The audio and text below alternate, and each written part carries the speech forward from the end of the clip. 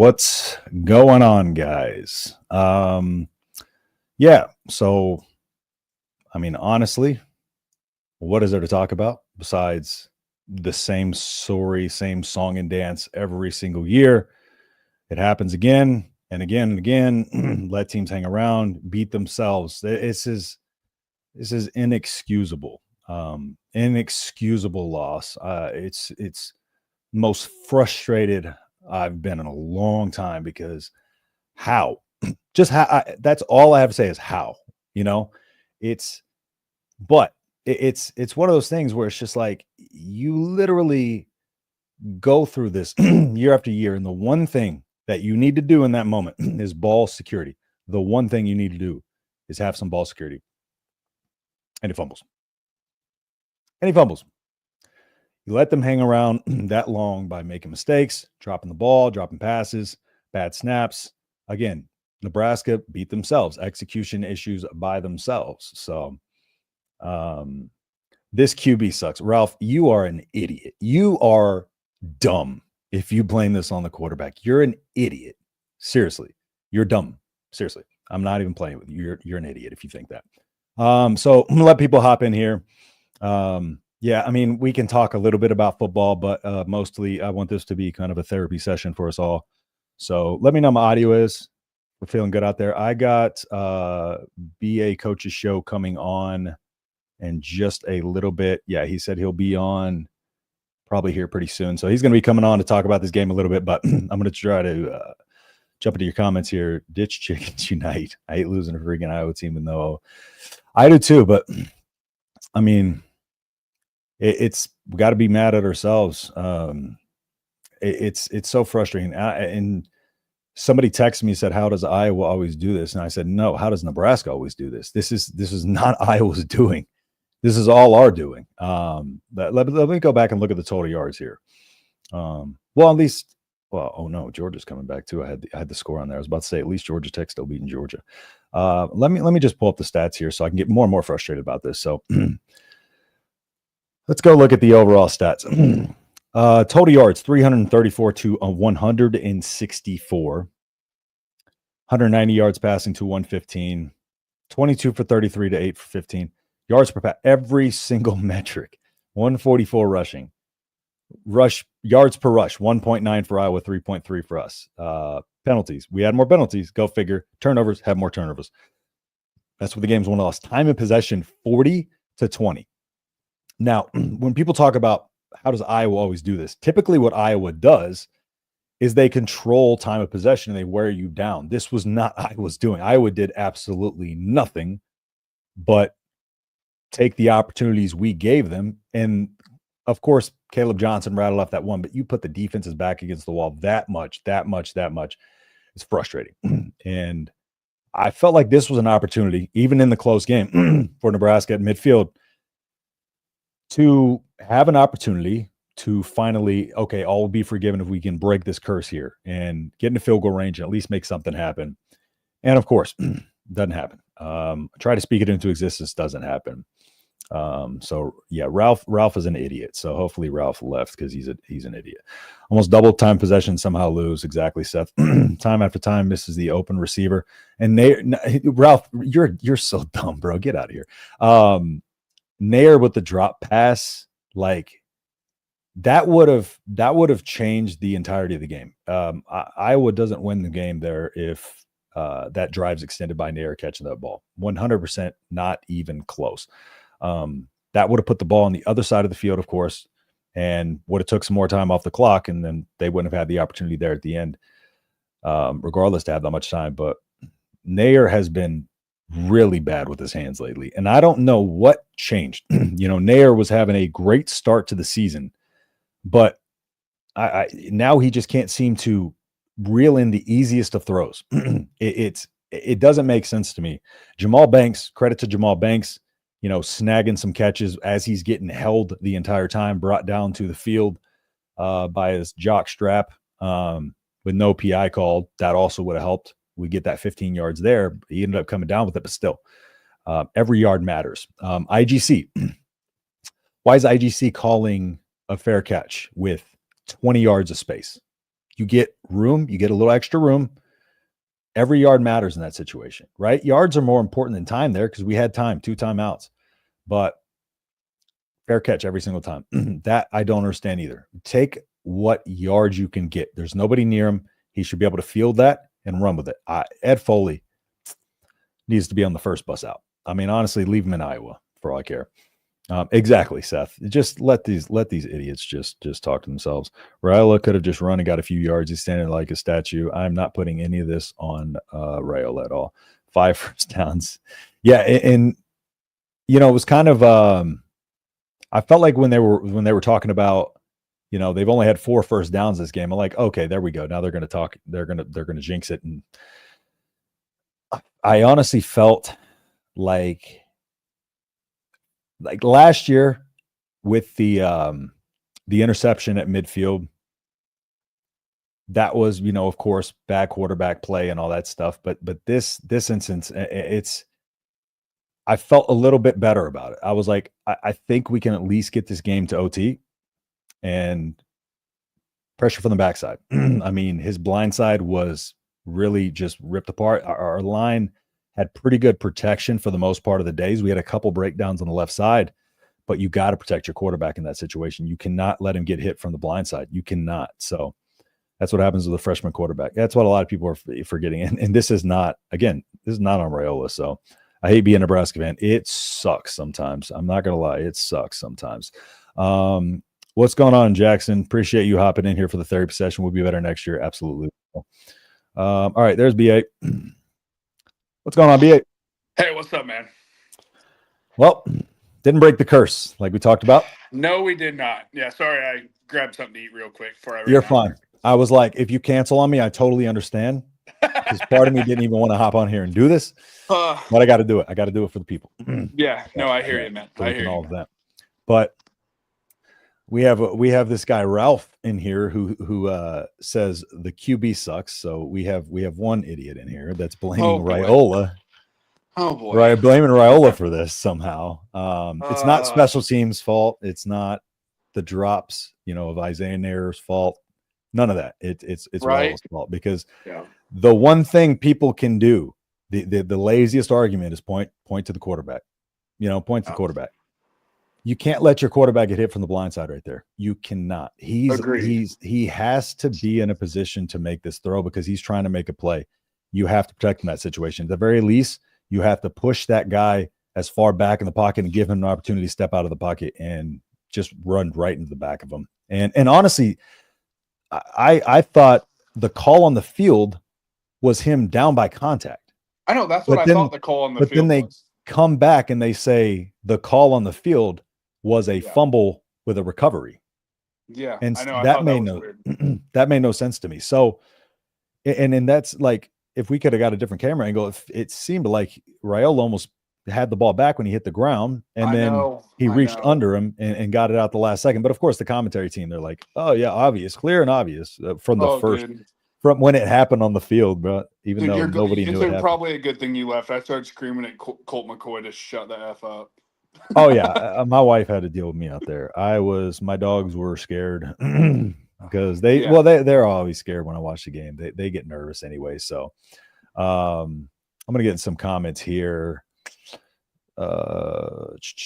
Receiver dropped a pass, should have been a TD, 100%. Let's see. Let's go. I'm a little bit further down. I hate being a Nebraska fan. We feel that right now. 100%. Yeah. I can relate to that. Same song and dance. It just right when you feel like we had a moment, just a moment of this could be different. And the offense, again, Holgorsen called a great game. Holgorsen called a great game. I agree. It's not on the offensive play calling now. It's on the execution of everywhere else. So Ed Foley, get him out before the bowl game. We cannot see this disaster on special teams anymore. And for Isaiah Garcia Castaneda there, okay. So do you think that they told him to just fair catch it every single time? If you want my opinion, I don't know this, obviously. It seems like it. They had to have. That last one especially, I'm like, if they're not coaching it, then then it's still on the coaches for letting him be on the field, if that makes sense. Exactly. And like, it's either you're telling him to do. Here's my thing with coaching, and I'll try not to get on my soapbox too much. But you're fine. Go ahead. You're either coaching it or you're allowing it, and that's something I've always believed in. Yep. And we're either coaching him to do that or we're allowing him to do that. And either way, that's on the coaches. You know what I mean? 100%. And that's, I'm with you there. I mean, I feel like literally getting rid of Ed Foley will give us more of an advantage in the bowl game. I feel like he's literally going to. I mean, I feel like you can give them 2 points on the spread because of Ed Foley. Yeah. Sorry, Nebraska lost, Justin. There's no bright side, Jackson. Stop it. Stop, Jackson. There's no bright side. I mean, there is. Yes. But now, the only thing that's not killing me right now is this isn't the end of the season. If the season was ending today, like if that was how the season ended, Justin, you might not have got me on this live stream. You know? Yeah, I probably would. At least we have that. But I just like it hurts too because like recruiting's coming up and there is a big fish currently in the boat, and I just don't want to risk losing that. Like, yeah, I know. There's a big fish in the boat. I'm not going to talk about it too much, but I don't want to risk losing that at all. Let's see. I mean, that's more realistic. They can't win close games. Once again, can't win a game when the team scores more than 3 times. They have more than 3 or 4 plays that went for more than 5 yards. It didn't seem like it. I mean, they had a couple of I felt like their quarterback accidentally completed a couple passes right there. And but I mean, Caleb Johnson, and credit to Bullock. I mean, Bullock was there wrapping up to make the tackle, and it was almost like he got hit off of him by our players coming over to help him. And then the other thing is that muff punt, fake muff punt that, again, people are blaming Shavers, or people weren't blaming Shavers. We talked about that, thank God. But do you think that is because the Iowa players reacted like as if it was muffed? Do you think that confused? Maybe. And but it's still, obviously we have the benefit of watching it from a wide out view, not on the field. Yeah. But man, it's just tough. We shouldn't have. You still got to be watching and know that didn't hit him. You still, especially when you're that close to your return guy, you got to be paying attention. I know. 100%. You need to see what he's doing, and you got to be watching that ball. Most painful Twitter comment I saw: Nebraska puts the Southern meaning of special and special teams after the muffed kick. Yeah. And me and BA were talking about even when that entire game, because I hopped on at halftime, but the entire game we were just like, this is not going to end well if we just let them hang around. And that was when it was 10-0, and still opportunity after opportunity just missed. You know, the John Hole botch snap, like that is a killer. Killer. And then Matt Rhule like calls a timeout, and they just allow the kicker to get a practice kick. That was so late too. It was, dude, he called a timeout before as they were lining up, and they still let him snap it and kick it. That's why he was like, we need a delay of game. Yes. All right, Ralph, my bad. I don't mean to go off on you. I'm frustrated too, but yeah, I cannot. I just see so many people that just want to blame Rhule, and I just can't do that in this game. There has been a couple games where we could, but still, I feel like a lot of that was on Satterfield. But still, there were moments where he made mistakes, didn't see the field well, but it's not. This is not his fault. You got to be able to take that objectively. Nair had a big free play if he just puts his hands on it. Yeah, I mean, hit the jugs machine, and it wasn't one of those things where he took his eyes off the ball to try to turn up field quickly. He was watching it all the way in. I just don't know what happened to him. Don't know what happened to him. Did you catch, though, that Dana, like, running out on the field and get him out? Oh, thank God. I mean, as soon as that drop happened, something I do, you know how Dana Holgorsen's all about the accountability right now. Oh, yeah. He was running down that sideline, and you obviously don't know what he's saying. He was very angry, and it seemed to me he was like, get out. That doesn't surprise me because, like, he doesn't, like he said, he doesn't care your talent level. If you're not executing, you're gone, right? Yeah. Simple as that. And that's why he was talking about Clark, you know, being on the bus for the Wisconsin game and stuff. And he was there the week prior as well. But he talked about him getting some playing time. But yeah, Nair is just, I don't know what happened. I mean, he came out early this season was looking good, and the only passes he missed were, he had that one play in the end zone that I think should have been a touchdown against Illinois where they called it an interception. Like, he had good hands. He was able to make plays, and that's gone. I don't remember the last good play I've seen from Isaiah Nair. No, I don't, or seeing him make something happen. I hope recruits see this and don't come here. All right. Why would we hope for that? Calm down, buddy. What changed when they were playing tougher opponents? It was wide open. He's wide open. I don't care who the opponent is. That has nothing to do with that catch. He's wide open. It's not like he's playing against the Kansas School for the Deaf and Blind. If you're that open, you got to catch that, Yep. Leave the darn recruits alone. Yeah, Seth. I know. Michael Terry, I know. Yeah, we know. But we can't lose these big fish in the pond. We can't. I mean, these games are going to hurt us in the eyes of that. So special teams can't run the ball, if not let the ball go. Yeah, and that's one of the biggest things is why are we trying to field inside the 5 still? Like, worst case scenario, they stop it at the 1 and we get a little 3 yards backed up. But more often than not, that ball's going in the end zone. Yeah. So keep shooting ourselves in the foot. It's embarrassing. If I'm a recruit, I'm flipping. I get it though, Alejandro. I get it. You're frustrated. I completely understand. Trust me.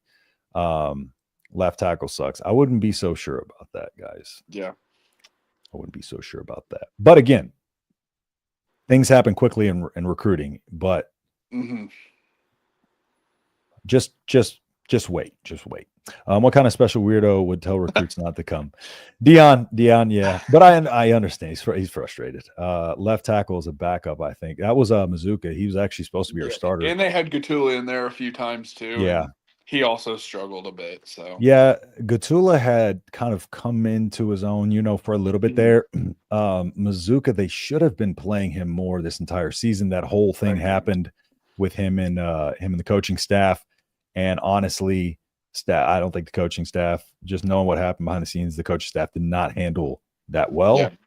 Because he should have been out there. Again, give him a game, take him out for a game, but put him back in for the next game. Didn't happen. You're a moronic dude. Dion, I love you, Dion, an Iowa fan because they don't have anything better to do. Let's see. Which one? Who, Ralph or the guy with the I actually thought he recovered his own ball. You talking about Rhule? Yeah, because he did. In my opinion, that's what it looked like.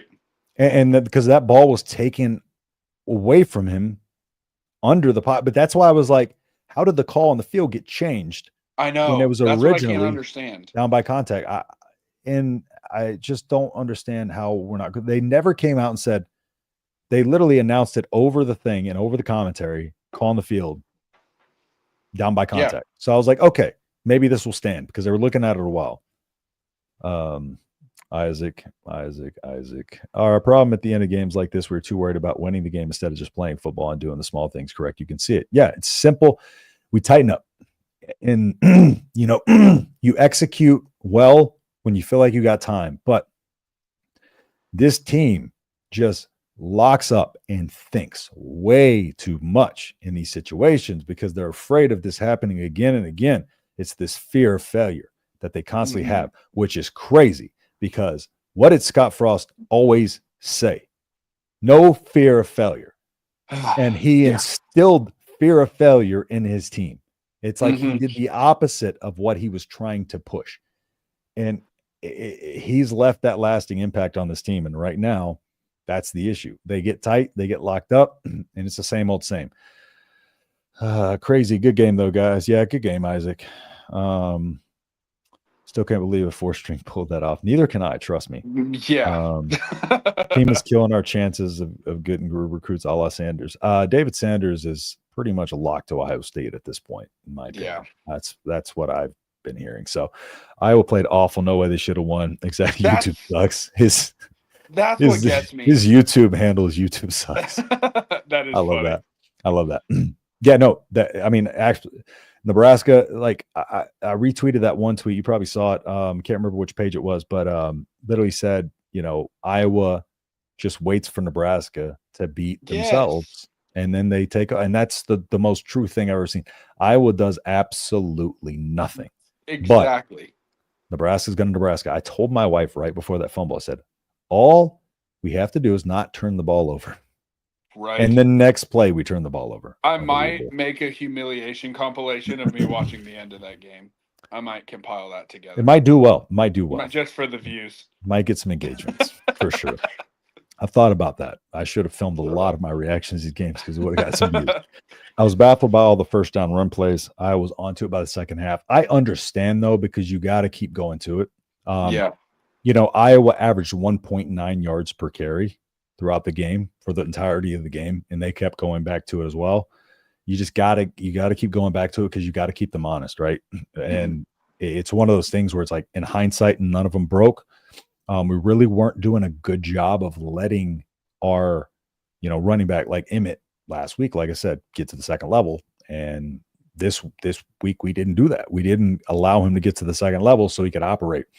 And kind of like we were talking about earlier, just a lot of those perimeter plays were starting so far behind the line of scrimmage. He had to get 5 yards up the field before he could even make a move. And by that time, everybody was just over on the ball. 100%. But do you have any specific thoughts on anything in particular? Not off the top of my head. If I think of something, I'll throw it your way. Isaac, this is lazy. This is the dumbest thing. That's a lazy take. It's so dumb. Like, you saying this is so dumb. It is ridiculously stupid. Dominated the game to be. Oh, what were we gonna say? Oh no, go ahead. You good? Yeah. Dominated the game to be drained by some horrible calls, muff punt, that lay fumble. I'm still perplexed at how it was confirmed by the camera saw in real. Yeah, and I just have no idea how that call on the field just changed all of a sudden, and nobody mentioned it. Of course, the broadcasters aren't going to call it out. Colt McCoy just, oh my God, what a disaster! Listen to him. Third and one, and he's like, they need a chuck play here. I'm like, no, get the first down, bro. Right? I know. About? It's insane. Get the first down. We're proud of your cheating team. The hell, grab Bobby. I like the energy, buddy. I like the energy. Facts. If that's towards Iowa, I like the energy. Not Dylan's fault. Exactly, Drizzle Stick. It's not. It's like I said, just people don't know what they're watching and they just want to point quarterback, throwback fault. I know. Understand you don't know anything you're talking about and stop trying to talk about it. Even though we're in this together and this sucks, I'm glad you homies are crazy enough to remain Nebraska fans with me, active duty military. Hey, thank you for your service, brother. Yes, thank you. Stuff runs. What branch? I was in the Navy, so the stuff runs deeper for me. 100%. It's one of those things. And two, this is why I can't come this is why I don't want to tweet about just being oh, we're going to lose this game. We know how this goes, even though it's in the back of our mind. I know. Stop saying that stuff. It's going to happen eventually, but that doesn't help anything. Just everybody's seeing how negative our fans are. One of these, you know what really sucks is, I'll be real with you. I thought the Rutgers game at the time, I thought we were going to be turning past it. I really did. Actually, when we win that game by 7 points the way we did, I was like, hey, maybe we figured out how to win close games. One score game. I was wrong, clearly. But at the time, I really did. Well, and there was a moment where you said Rutgers game, right? Yeah. And there was that moment where okay, we had that issue with the block punt where they got it on the 1 yard line. So I'm like, okay, here we go. And they got the stop at the goal line. So I'm like, the changing the tide here, right? I was like, okay, I know it's only a 1 score game and it probably shouldn't be, but at least it is. And maybe we figured that out, but has to be, but rewatched it 20 times. Never saw a confirmed record by Iowa until after Dylan got up. A recovery. That's the thing. He trapped the ball. That's why he was saying he was down, because he trapped the ball on the ground, had it, and just got it pulled away from him. Dylan Raio's no situation where Scott, just stop. Who would, when your line gives you all day, then gives you 1 second? 100%. It's his blind side. It's it's called a blind side for a reason, genius. Yes, that's not on Dylan, man. It's called a blind side. And you know why they say you got to protect your quarterback's blind side by getting a good offensive lineman on his blind side? That is why. I'm sorry, he doesn't have eyes in the back of his head. He's looking downfield trying to make a play. He needs to get protection. Stop saying dumb stuff like this. Yes. It's crazy. When Nebraska ever get back to being a team that wants to put the foot on the throttle and not let up, I wish I could answer that question. Right. But I know. I mean, I think the best thing that we did was get Holgorsen. I think that's overall going to be a great positive for this team. I do think this is a whole different season if we got him at the beginning, but people aren't trying to hear that right now. You know what I'm saying? I know. And what are what are some of the things that you like that Holgorsen's done or did, in this game? I really like, for the most part, the biggest thing that I've liked, and I feel like a big difference, was there's a rhythm to the play calling. That's the biggest thing. But I also like that for the most part, there's still a couple things that, we talked about kind of through my, didn't understand. But something I really like, and that we saw from game 1 with USC, is he was more about, I want to get my best players the ball in creative ways. Yep. That's something that I really like about him. And just the overall accountability thing is, I think, in my opinion, a big thing. Because schematically, yes, there are some things that have changed a little bit, but it's not been like a huge change, if that makes sense. Like, there's been a few more wrinkles, don't get me wrong, but he's giving him more options and making his reads simpler. Yes, that's the thing. That's the biggest thing. Thank you for bringing that up. That's what I had said last week on my show. And, when I had been on the radio, it's just, I think the biggest thing that Dana Holgorsen's come in here and did is make it easier on Dylan. Yep. Now, are there still sometimes, I think sometimes going down the field, I think Dylan still misses some things, but hey, he's a young quarterback, right? Yeah. I'm not blaming him. I'm just saying, that's just a thing that happens. He missed throws. I mean, we can admit that. But he 100%. But making the reads and that's Air Raid 101. And I know that I'm not going to go on the rant, but I know there's a lot of people that they think Air Raid 101 is chucking the ball 40, 50 times. I'm like, no. And I don't want to be on my soapbox about it again, but I will say, as someone who's coached quarterbacks, running backs, and wide receivers in an Air Raid offense, Air Raid 101 is making the job of the quarterback as easy as possible. As easy as possible, so then they can focus on things like that Dylan has struggled with, having good eyes, having good footwork. When the reads are a lot simpler, you're able to put a lot of emphasis on those sort of things, right? Yep. And that's something we've seen from him, and I think that's been the biggest difference for me that I've enjoyed seeing, and I'm with you. It's hard not to think in the back of your head, what if we would have had him? It's hard not to at least think about it, But at the same time, again, it's hard to think about this right now. I like Matt Rhule making that change when he did was such a good thing, because otherwise we're feeling even more horrible about this. If this is a Satterfield game, we probably struggle with Wisconsin if that's Satterfield. But 100%. There's some reason for optimism. It's just this. We got the 800-pound gorilla of the bowl game off our back, but we just can't get this losing, getting tight, mistakes. I know that's what they're really, like you said, there really is a lot of things to be optimistic about, but now's not the time I feel it. I think I'll feel it in the morning. I'm having to remind myself right now. Does that make I keep having to remind myself the season's not over. That's a positive. It is a real good positive. This is not how the season ended, Yeah. I just think we had so many expectations because of last week's game, and because we were like, okay, did we turn a corner, But again, it's just mistakes. Dude, you know what kills me the more I think about this game is 13-10, right? Both of those field goals off the muff punt and then the fumble at the end of the game. Yep. Defense was damn near perfect for all but one play. One drive, one play, literally. That one play. I know, okay, it's like, hey, he had a 12-yard run, okay, whatever.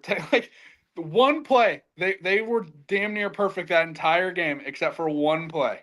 And we had the defense in front of it. We had the defense set up to contain that. And it's just bad tackling. I mean, John Bullock did everything he could, but he needed some help there. And it's like he almost got hit off. Man. What kills me is I did truly think, I'm like, hey, if we can control the line of scrimmage. We said it 100 times on my stream earlier. Control the line of scrimmage, you're going to win this game. And what frustrates me, we controlled the line of scrimmage, and lost. I didn't take into account that Nebraska finds ways to lose. We're the only team that can control the line of scrimmage against Iowa and lose. Because that's their game. Man. That's their game. Yeah. As an Iowa fan, I think Dylan's a great player, a bit overhyped. He's not overhyped. He's just a freshman, and he had a terrible play caller for the majority of the season. I don't expect Iowa fans to know that, though, just because I get it. Like, no, I get it. Y'all don't watch the tape. I have the same conversation with people that live around me that are K-State KU fans. They don't get it, but I don't I get why you say that, but just from two people who watched the film of our previous offensive coordinator, it was a disaster. It was. There's a reason Matt Rhule did what he's never done in the middle of the season, and that's get rid of his play caller. Okay, or get rid of a coach. Not to cut you off, just that what Matt Rhule's done. What pretty much no one ever has done, get rid and hire an outside offensive coordinator. You know, it never happens, and that's the situation. It was that dire. You know, the things he said at Matt Rhule's just probably like, I can't, this is inexcusable at this point. Zero excuse for Nair to let that pass go straight through your hands 100%. Yeah. So Isaac, I'm not mad at you for thinking that, but yeah, he's going to be a really, really good player. I agree. And he looked good. He's looked really good the last few weeks. I mean, we can't feel anything negative about Rhule overall. That was when the game, because that's what we talked about. Even when we got that next first down, I was like, we still needed that Nair catch. I agreed to get us down the field right there. Like, agreed. Man. Bright spot is not many seniors on this team. We're gonna have to lose about 40 or 50 players though to get under the 105 player limit. So, which is a bummer. And it's unavoidable. That's what sucks. Is it's just like it's unavoidable. I hate it. Can't do anything about it. We won't go into range about that, but we'll talk. Off season. That's an off season topic. I want to be on your show, and I will be angry about it. But we're gonna do a lot of shows together for sure. 100%, dude. I don't get all this confirmed fumble. I don't either. Yeah, that's frustrating. But, I'm hoping that the coaches use games like this as means to recruit players by telling them they can change things out in Nebraska. I still think like you can, guys that know football, you could still point to this offensive performance and be like, you could be like, we need you because we win this game with you, right? Yeah. Tell Michael Terry, we win this game with you. I'm just going to say. The only thing is I 100% agree with you, but at some point I feel like at some point we got to be able to not have that be our only pitch to recruit. Exactly. I feel like it's been like that for like 10 years now. Like, hey, we'd be right there. We can win this. I 100% agree with you. I'm just kind of saying, No, you're right. You're right. Because coming off of last season, I was like, okay, like this is our one season where we can come out with an offensive performance and be this bad and probably still get transfers and recruits. Yeah. The one hope is just the fact that this offense has not been the problem in terms of just overall play and its execution. So like if you tell players like our players right now aren't executing, we need players that execute. Come here and you can change us all around. You can be great, right? You can go be a blue chip somewhere. I'm telling you, Michael Terry, I'm telling you, just wait. Okay. I'm not going to say anything else. Four string didn't beat us. He had like 5 yards passing. I don't think these games hurt us with recruits yet. You can still sell. They can come here. Exactly. I agree. Yeah. No, I'm just saying I hope it don't. At some point, we've got to get over that hump. Yes. It's a positive thought with Michael Terry, by the way, just so y'all know. I thought Dylan landed on the ball but got taken from him after he was down. Yeah, 100%. He should have been. And he's college football. Well, even if it's the NFL, he's still touched, and he was down with the ball. But and that's the thing. How do they confirm that? First off, that's the thing that I think what bugs me more is that they said the call on the field confirmed, and they said it was. That's where I'm fumble. Struggling. Yep. If that makes sense. If they would have originally said Iowa got the ball, that's what we were running with the whole time. And said play stands, maybe. Yes, I wouldn't be quite as baffled by it, I guess. Yeah. What baffles me is I don't know how we got from, it's confirmed. Because it leaves a big question mark. It's like what happened? And why was nobody calling that out? The muff punt 2 trash call. Yeah, that was another one. That was another one. Yeah, that's just tough though. That was another tough one of the camera angle. Just you can't see where that Iowa Iowa player's hand is behind it. It So they kind definitely of just looked, had to go with the call on the field, it you know? definitely looked like the Iowa player's hand was in front of Shavers, though. I do agree with you. It's just, it's tough, you know? Yep. Drizzle Stick, I agree with this. I do agree. Yeah. There was a couple of them, but he settled in and didn't really have many after that. That was early in the game. If he would have done that consistently throughout and continued to miss wide open guys, then, you know, but yes, they were costly. 100% they were costly. I agree. Game should have been a blow up without a doubt. Colt McCoy is awful. Colt McCoy is still, he's got PTSD from Indomitian Sioux. What bowl game we think we're going to get needed by tickets now before scalpers get them? I'm going to do an episode on that. I wanted to wait and see how this game went before. I know if we would have won this game, I feel like we'd be in a lot better spot for an attractive one. Yeah, and we'll still probably get a good one just because we bring a lot of money and attention. Yes, I do agree with you, but we'd be, you know what I mean? Like we'd be sitting. Without a doubt, we'd be in a really good position.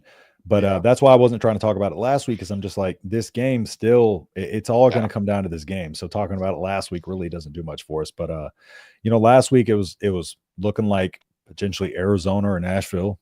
You know, couple spots in there. I feel like if we would have won this one, I thought I kept seeing that Tampa would have been a possibility if they could have won today. But I don't know if that still's on. I don't know. I don't know. I can understand enough to read about it and wrap my head around it, but off the top of I just haven't had time to think about it yet. Off the loss, the worst loss in my memory, absolutely found a way to lose. It feels horrible. It feels horrible. Fumble with 20 seconds to go, pathetic game. And like, look at last year's, you know, the interception at midfield, and then Iowa rips off their longest run of the game. They run the ball and rip off their longest run of the game to get in field goal position. Yeah. I had a little bit of hope that he would miss this, like, just because it was a deep kick. But how do you let him get that kickoff after you call? I'll be real. There was a split second that I thought it wasn't going to go in, that second kick. Oh, it's barely snuck through. I was man. It was tailing out. Yeah. If they call that delay of game when he kicks the ball, that's the miss. He's missing. I didn't know if I had the guts to say it, but no, now that you say it, I completely agree with you, brother. He's missing. 100% he's missing because that extra 5 yards, I mean, that snuck in and it was hooking. It was hooking out. That would have hit the upright, or at the very least would have hit the upright and bounced out. But I think it would have missed it completely. Backside was making a lot of tackles and pressures tonight. O-line has to get better. Yeah, and that's something we can address in the portal for sure. We have to. And we got some good young O-linemen coming, but we really need some, you need some experience. Yes, I really would like a good experienced left tackle. Yeah, without a doubt. That's the one for me where I'm like, it's nothing against the younger guys. It's just, that's the spot I want to have locked down. We need to have option. You can't just rely, because offensive line is one of those positions. It's one of the hardest to come in and start immediately out of high school, because I mean, you just got to, you bring them up into college for them to have a certain set of skill sets that they should already have, but you really coach them up into how to block at the college level, right? That's where you work on a lot of the techniques and the advanced stuff. Because I feel like that and quarterback are the two hardest positions to come in and start immediately and be effective. Yes. You know? No, I 100% agree with you on that completely.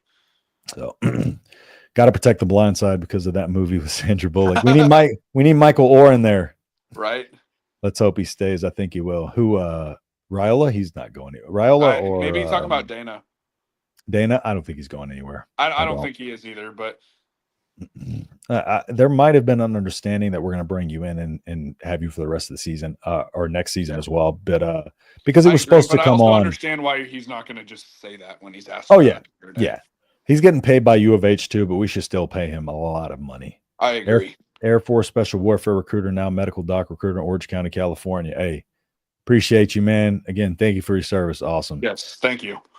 Got to get props when his dude Dylan played his ass off. Did great at Kinnick at night game, freshman. Yeah, exactly.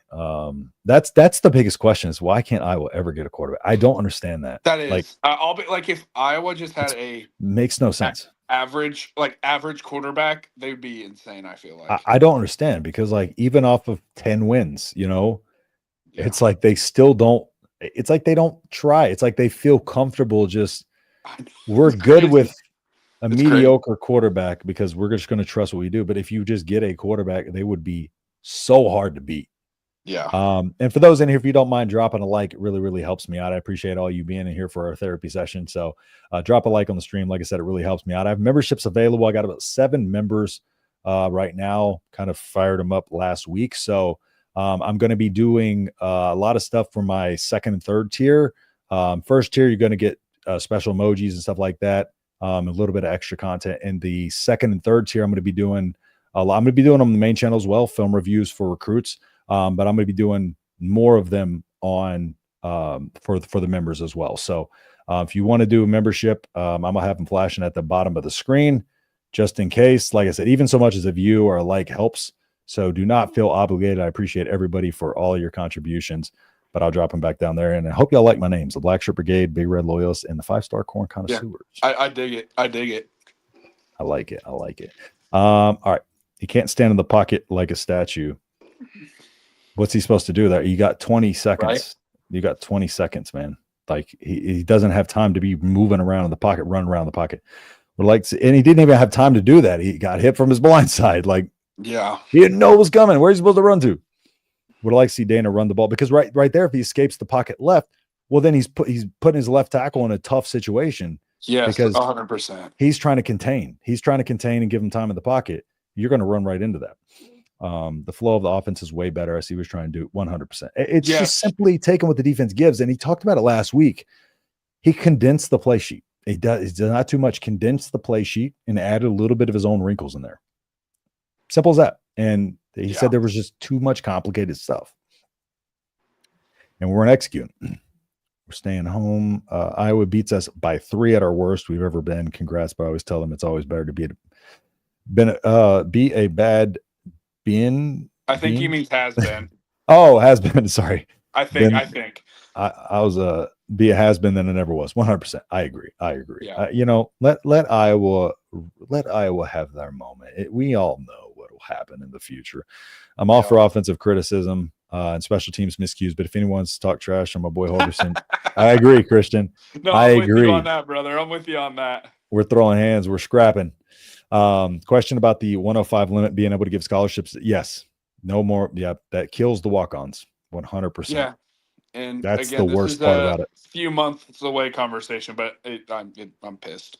Yeah, because I started talking about it this off season when because Matt Rhule at Big Ten Media Days was talking about we'll have a plan when we get there. I hate it, man. It's so frustrating because that is Nebraska. Like, that is the heartbeat of Nebraska. Is walk on. Partially, like, it's hard to be a developmental program now. Yep, it is. But the one thing good that he is doing to make this a developmental program is he is doing a great job of getting recruiting in the 500-mile radius again. And that's where Frost really dropped the ball, because I did a breakdown and Frost was down to like 7% of his roster from the 500-mile radius. It's crazy. It was about almost 40% back when we were winning in the 80s and 90s. Yeah. And then Matt Rhule got it up to about 31% of his recruits. So like just shortly after Matt Rhule was hired, sorry to go on this little thing, but he told me, like, straight to my face, and obviously I'm a Kansas City area football coach. I've worked with tons of guys in the Kansas City area, right? And he straight up told me to my face, like, hey, there's a lot of talent here. No one's recruiting this area. This is Nebraska's home base. And what I mean by no one's recruiting is there's a lot of players from Kansas City and just the surrounding area. But I'm obviously biased because this is where I'm from, right? The hotbed of recruiting for us. There's a lot of talent here, but no school, and they go everywhere, but no school has locked this place down. It's under the radar. It's very under the radar. Yeah, and it's just spread throughout, Some guys end up going to Alabama. Clemson had a couple guys come out of here.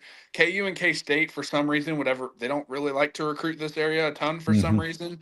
K-State recruits a lot of Kansas kids, but not necessarily Kansas City kids. Yeah. So, like, Matt Rhule told me to my face, and Rob Dvorak, who's like, this is his recruiting area, is Kansas City. They straight told me within 3 months of them being hired, like, Kansas City is ours. This is our spot.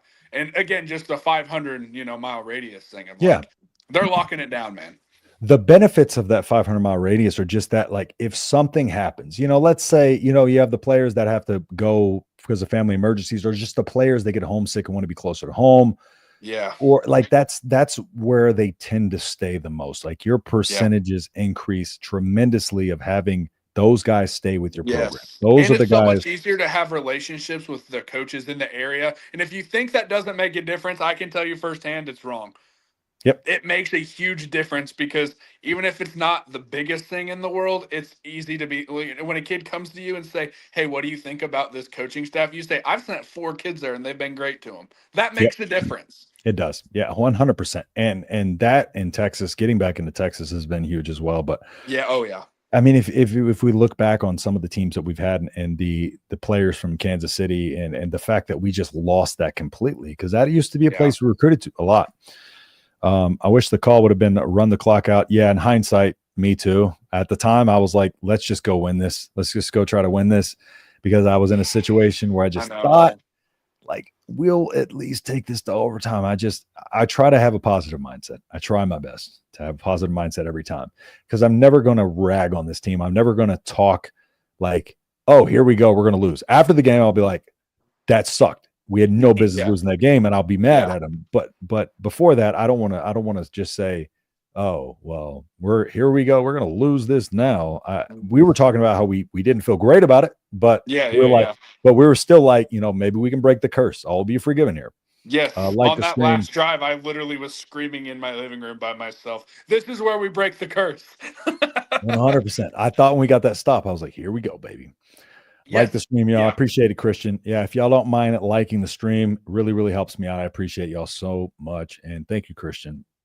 If I was told these stats before the game, NU 334, 164, and UD holds, I was running back to 45 yards, 1.9 yards per carry. 1.9 yards per carry. And we lost. Doubled their time of possession. I would pick Nebraska to win. This is typical Nebraska. Like, we win box scores a lot. We ran a lot of box scores, but this was a blowout of a box score. Like, this was so one-sided. Unbelievable. So one-sided. And even on that long touchdown run, it hurts because we had it strung out. Like, we had the defenders in front of it. We just missed tackles. Yeah. Ever in all my years, I've seen so many games lost in the last second of the game. We need an exorcist. I agree. Dude, I like previously, I think the most painful game was probably, well, besides the Georgia Southern, dude, that Michigan game where Adrian Martinez gets the first down and fumbles, and then right before then we gave them a field goal. That was tough. I'll be real. Last year's Iowa game hurt too. That was brutal, and because like you said, that was the end of it. That was the last game that I've been like. So me and my dad. My dad doesn't go to a ton of games anymore, so me, my dad, and my brother went to that game, and that was brutal. Pitt Snipe, yeah, that's rough being there. That's and like you said, that ended our season. Hey, Pitt Snipe, can you check and see if it gives you those extra emojis for being a member? If so, drop some of them in there. I'm going to be making some more custom ones, so but just let me know if they work. There should be some extra ones if you just click your emojis. There should be some other ones in there for you being a member. Let me go back. From call, I'm going to dedicate the rest of my years to being a Big Ten official. We need to drain the swamp. Those refs sucks. Exactly. The better team did not win tonight. 100% agreed. Yeah. And that's pretty typical with Iowa, Nebraska. Yeah. But a lot of other seasons, I would have said, Iowa's the better team because we have been so bad. But this year, I don't feel it this year. I know it's hard to argue that, but I don't feel it right now. I feel like Nebraska's the better team. And I think that's what makes this one hurt. Yes, exactly. Kick like 350 yarders last week. Talking about John Hall? Yeah, but it's just like after the snap. Yeah, it wasn't. That was on the hold. Yeah. That was on the holder. When that ball was sideways and he was about 2 steps from it and he picked it up at the last second. I mean, a kicker is all about rhythm, right? They're very they have to be methodical. Everything has to be right. And that's why when something as simple as that throws off their timing and they start thinking, then they tighten up. I mean, that's just why I'm so frustrated with special teams. It'd be one thing if we just had a kicker missing everything. But Hull's been awesome. 100%. Awesome. I agree. Yeah. But it's just those little things. And like kicking is such a mental game that you got to just do your simple job and just put the snap down, man. Doc says O-linemen need time to gel. They do. An O-line is a unit. Now, I talked about this many times on the show before, but this is why I say you cannot patchwork an offensive line together. And I've said this. I hold true to this. I did a whole video on going through the percentages of offensive linemen that have started as true freshmen from 2021 to 2023. And it's a small number because they're a unit more than anything. They have to gel because they are one. And so you can add a piece or two to that, but you cannot patchwork an offensive line together. They need time together, 100%. Dylan is playing much better. And we've also had a lot of movement on our line in terms of changes throughout the season. Dylan play. Oh, yeah, without a doubt. He absolutely is. Won't matter if Coach Holgorsen leaves, Coach Rhule brings somebody else. I just don't think Holgorsen will leave. I don't. The only way I see it would be a head coaching job, and I don't know if that happens for him yet. I think that would be a discussion a year away, I guess. Joe, do I have to take time to explain this to you? How can you say Dylan had a great game when he made the second worst play costing us the game? Geez. I can't deal with this. How do you not know the answer to that? Just look at the numbers. What was the second worst play? The first drive of the game that went down and got 3? Come on now. That's lazy. This game wasn't as important as we are already in a bowl game. It just feels. I know. It's what it is. It's the way we lost. It's the way we lost. If we had not, if Iowa would have came out and just beat us, okay, I'm cool with that. I know. That's what sucks is I'd almost rather lose by 10 than a last-second field goal. And I know that might sound stupid, but it's just killing me right now. Yep. Hurts. I can see Iowa from here, and I know how to launch a mortar over legal people side. I'm in Arizona. We got it out here. Being hyperbolic. Sorry, blew up. Go Big Red. You're fine, Pit Snipe. We understand. I really like, as long as you're not blaming Rhule somehow. I like Coach Rhule's doing the recruiting. When can we extend him? Coach Rhule? We still got a while for Ray. Really, he's here for a minute. Yes, he's here for a minute, and I love 7 years. 7 or 8, I can't remember off the top of my head. But as much as I do really love him and believe in him, when you have that long of a contract, haven't seen enough to extend quite yet. I think that's a conversation for like 2 or 3 years from now. Yeah, but I mean, you got to give him till year 3 until we start. 100%. I'm 100% at least to start evaluating. Yeah, I know you agree because it's like he's never been. Year 2 wasn't supposed to be the year that we went crazy and broke out. Now everybody set those expectations because we came out and beat, some bad teams. I said 7-5 at the beginning of the year. I feel confident with that prediction, even though it's not going to happen now, obviously. But I'm like, I don't think I was too crazy because I think of several games off the top of my head that's like, no, that should have been a win today. Yeah. Prime example. Exactly. Yeah. And I mean, it's just, oh man, I actually lost my thought. ASG. Hard to be a developmental program. There was empirical evidence that Matt Rhule is the best at it the past couple of years. We ain't the prettiest bell at the ball. Yeah. I love Pit Snipe, bro. By the way, Pit Snipe, for the emojis, if you look to the right, aren't they to the right of where you type it in? There should be like a little smiley face. I think it's in there. I don't know why, but losing to Iowa doesn't bother me as much as losing to other Big Ten teams. I will say this. Being from Texas, I don't have as much as the Iowa hatred as people from Nebraska. I grew up a Texas Longhorn hater, but just dealing with their fans has made me hate them. Can I just give you a little theory? And I've talked about this with several people. I've talked about it with a lot of people in my family. I think it's a generational thing. You're a little bit older than me, right? For me, when we started playing Iowa every year, I was like 11 years old. Yeah. You get what I'm saying? So for me, I talk about this with my dad. My dad's in his late 40s or whatever, and he always said like, "Oh, I never really care about Iowa. It's like it's our little brother. Like even if they beat us, like I don't have this deep hatred for them." Because when he's grown up, like they played a couple times, but they didn't play every year. It's kind of a generational thing of like when you were, growing up and, getting into super big into football, the big rivalry was, a Texas one or a Colorado, when they used to play on Black Friday. So 100%. It kind of is a generational thing. Because for me, in my head, growing up, the biggest rival for me was always Iowa because that was who we played every year. Yep. I do understand that in the grand scheme of things, that's not Nebraska's biggest rival. I do understand that. But from my perspective, like that was who we played every single year, if that makes sense. Yeah, exactly. And with Texas, like I just grew up as a Nebraska fan in Texas, so I had to directly deal with Longhorn fans. I get that. I went to a game when I was 15, and you probably saw the picture of me in the student section So I sold yeah. University of Texas programs because my sister was going to UT. I got student section tickets and I had my face painted and all my Husker gear on when I was 15. And they were just assholes to me. Like they were cussing me out, flipping me off. I'm like, I'm 15 years old, guys. That's when hurt boys, you hate to see it in like this. I was screaming at the TV with you. I'm not going to lie. I threw my dog's old bed against the wall and I slammed my door when I came in here. So I had to let it out somehow. If we have to lose, I guess I don't mind losing to Coach Ferentz. I do. I can't stand that old guy. I can't stand him. 100%. That hold was awful, without a doubt. Probably, but I'm old. I'll take stuff for a ride when I'm not totally wrecked. But I get it. I just wanted to check and see if they were turned on. That's all. Got to be power to head coach job to draw Hogue away. Maybe Big 12. I don't think that happens right now. I don't think he wants that right now. He's getting paid by Houston still, and I agree. We can probably pay him to stay more than any Big 12 team can because we are going to want to keep him.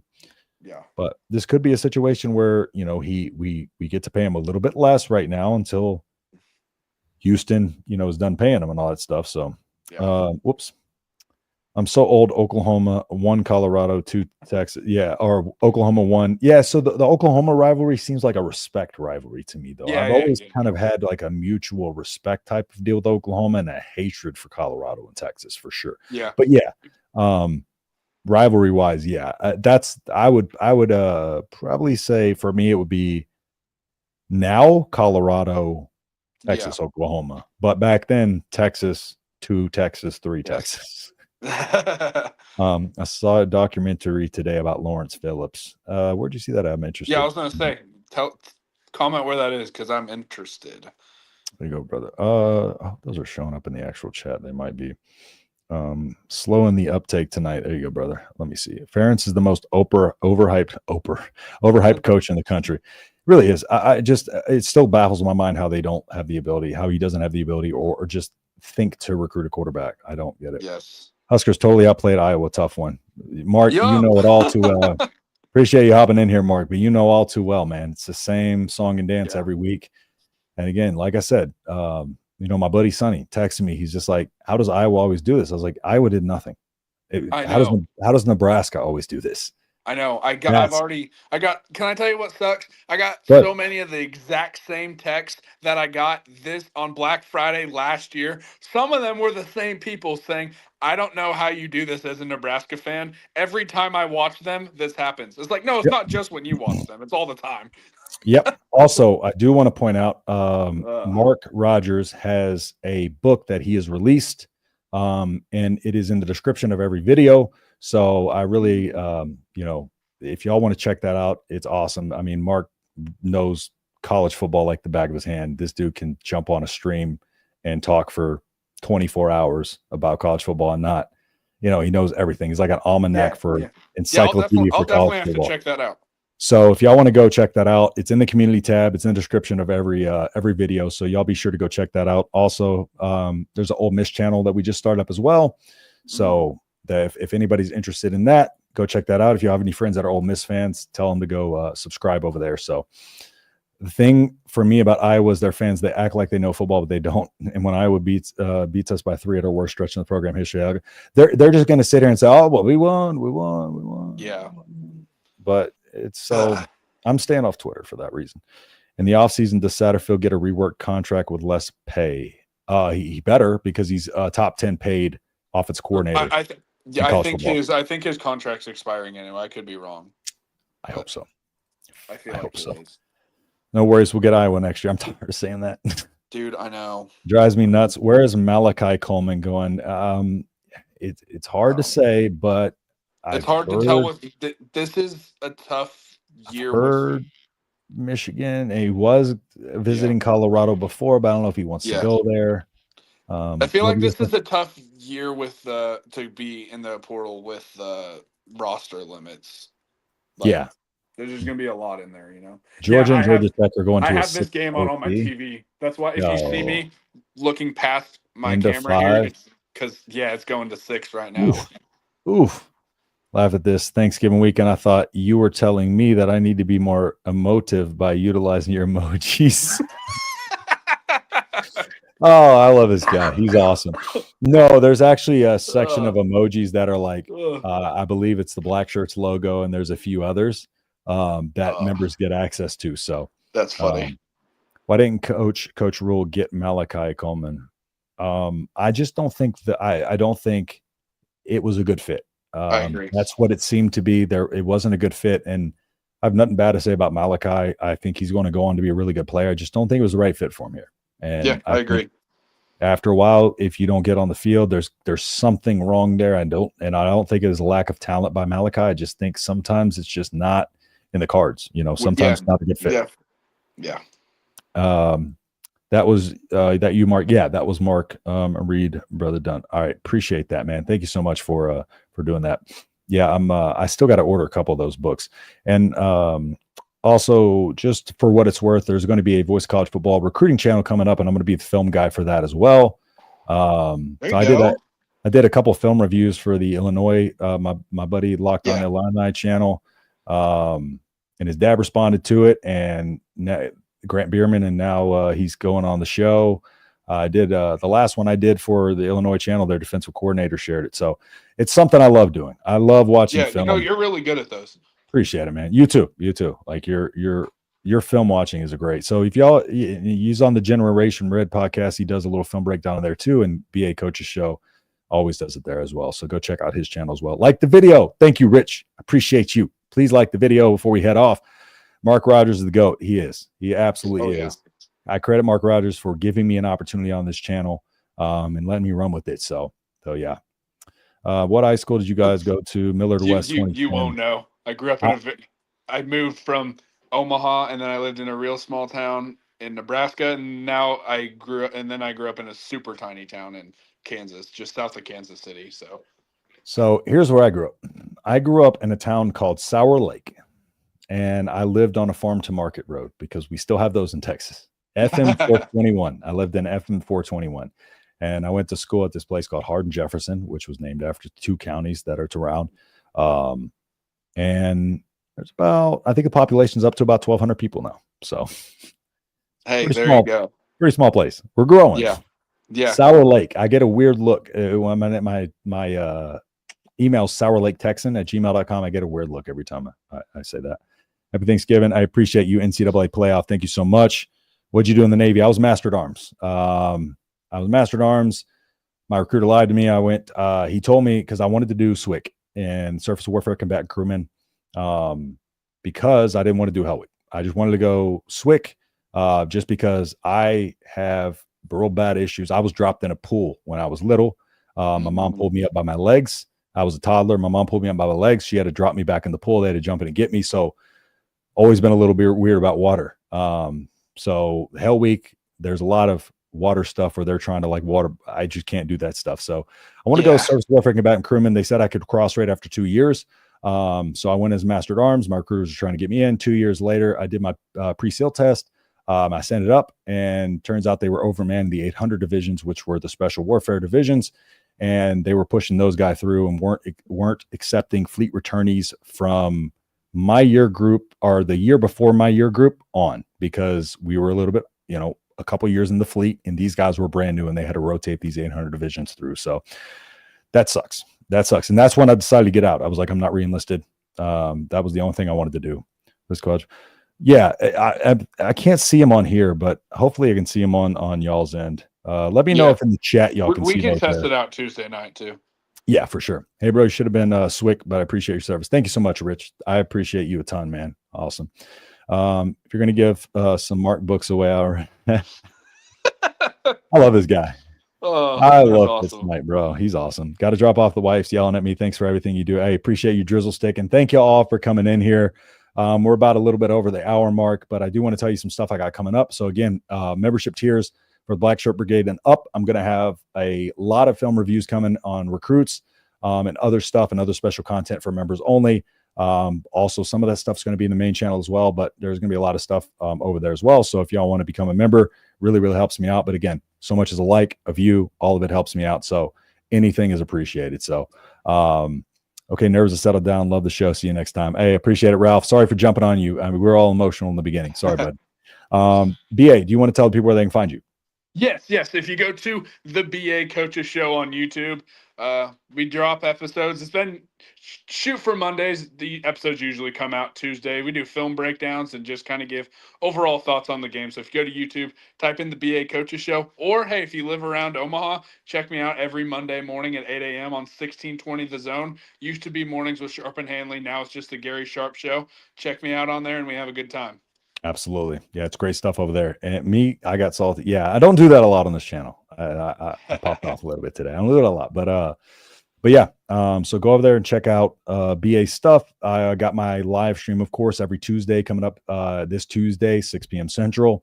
So y'all stop by there. It's always a good time. Interact with the chat a lot. So, but I appreciate everybody coming to my therapy session. It was fun, and y'all helped me get through this a little bit. Hopefully, BA, hopefully you feel the same way. Same. Nice to talk through it a little bit, even though I was like, it was hard to come on here. I'm like, I don't want to do it. But when I get on here and get talking, it's fun. We had some cool people in the chat. So I love interacting with my fans. So, but thank y'all so much again. Be ready for the live stream on Tuesday. I got some video content coming out between now and then. And you know where to find Coach BA at the BA Coaches Show on YouTube, at BA Coaches Show on X as well. So thank you all for being here, and we'll survive to live another day. We got a bowl game coming up. We'll be optimistic probably by Monday. So, all right, everybody. Thank you again for hopping on, and I will see you next time. Peace.